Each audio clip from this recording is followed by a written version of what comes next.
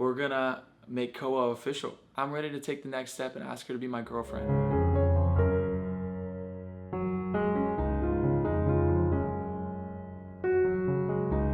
This isn't a joke, this isn't a prank. I genuinely want to make Koah official. And I would love to share with you guys my heart, like what I feel right now. My heart is pounding a little bit in my chest. I'm just asking her to be my girlfriend, but I want to make it special and it means so much to me. And I've never really shared a relationship on social media, but I figured I would bring you guys on this journey with me because you're such an important part of my life. And so I'm doing something new and I'm bringing you in on this with me.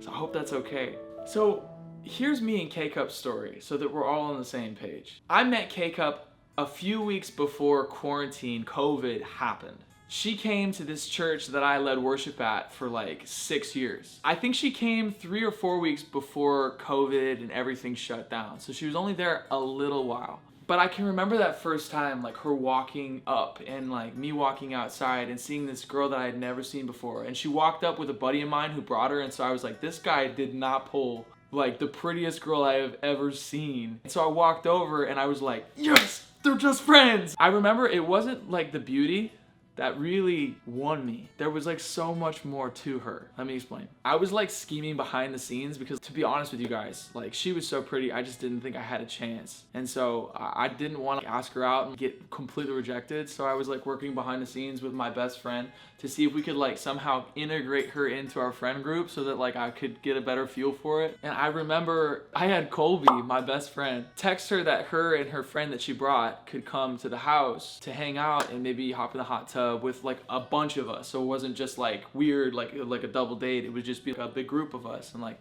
I strategically wanted her there for that so that I could hang out with her. And long story short, she came over that night and then she came over another night after that for like a bonfire with our friends that we literally made this bonfire happen just so she would be there. So on the end of that second night, I pulled her aside as she was walking to her car and I asked her if she wanted to go to breakfast with me.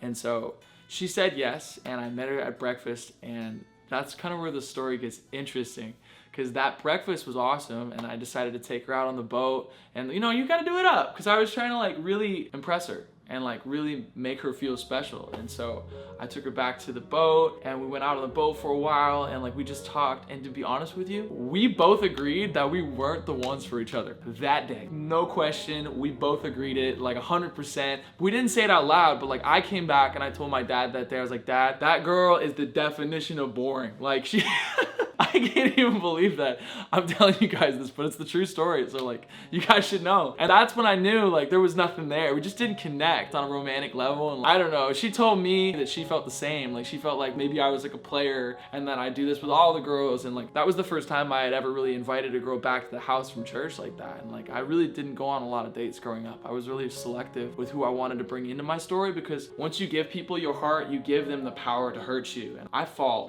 face forward when I fall in love. So like, I'm very careful. But she doesn't know that, so she thought I was a player. And so we didn't hit it off. Anyways, quarantine hits, everything disperses, and like nobody's around. She went back up to Massachusetts to be with her family. I'm down in Orlando hanging with my family, starting TikTok and stuff. And I post this one TikTok this one day, and it's this like super cringy TikTok, but it's also very true. It just, TikToks are cringy. And it's like me going, what I want to be with some guy's daughter. And like, it's all these different images of dates that I've never been on that I've always wanted to be on. And I remember she replied to my story that day and she said something like, that's what I'm trying to be, but you're playing. And I remember thinking to myself, this girl thinks she's so fun and she just needs someone to tell her that she's not. And so I called her and I was like, yo, you be messing with me right now. Like I literally said, on one hand, you're like acting all boring, and on the other hand, you're saying you want to be all this, like what's going on? And she convinced me that we needed a second first date because I think being on social media gave her a better idea of who I was. And like, she knew me and everything that I said I was, but she didn't see the action of that because she didn't know me long enough. So it took her time to get to know me on like a real level and to open up because she's so much of an introvert. Anyways, she started coming back around in the middle of quarantine, and that's when like we kind of developed a friendship. And I didn't want to like mess with anything, and I knew that she was kind of becoming a part of the family, and so it was kind of sketchy for me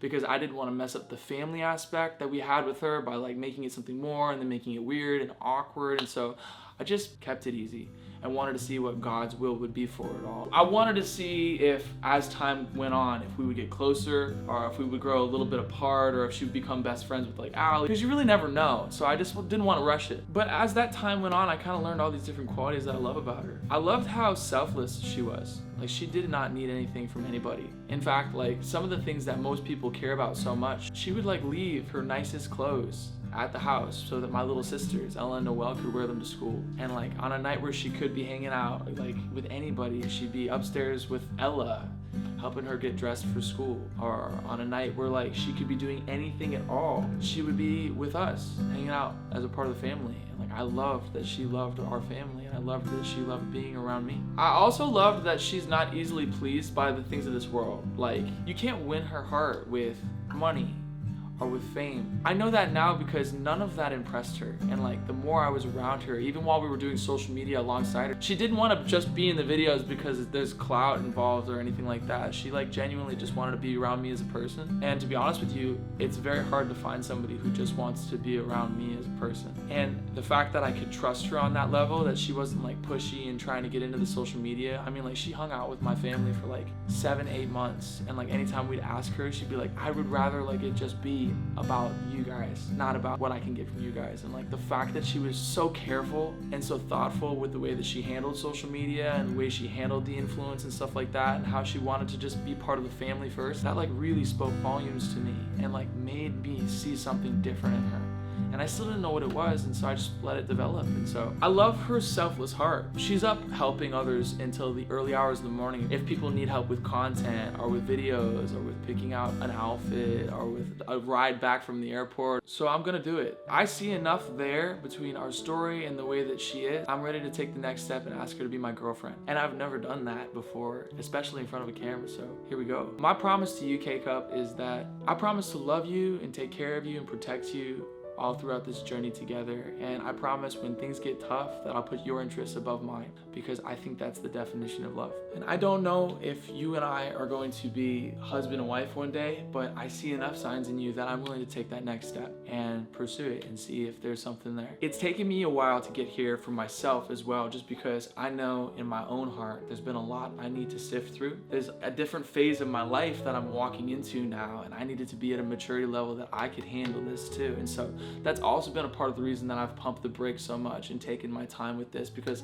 I want to be ready. Like, one thing I don't want to be is one of those relationships that's just doing it for the video. This is absolutely 100% real to me, and it's terrifying. And as I bring you guys into this with me, it's terrifying that like this will change the nature of the relationship I have with you, but I can't let that slow me down. I can't let that stop me. This is my one life, and this is our one life as a big family, online and here in person. And I want to make sure I'm doing everything in my power to live it vibrantly. And now that I feel like I'm at a place in my life where I can make that next step, where I'm ready to be somebody's boyfriend, their solid rock, and like I feel like I can do an adequate job of that, I don't want to wait any longer. And so we got a crazy plan in mind, and hopefully at the end of it she says yes.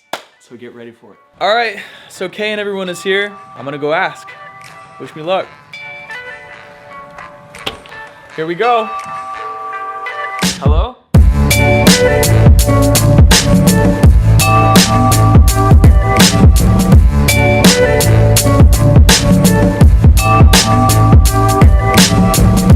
What do you think? Oh my gosh, that's amazing. What's up, guys? Thanks so much for watching part 1. Make sure you come back to my channel because I'm releasing part 2, me asking permission.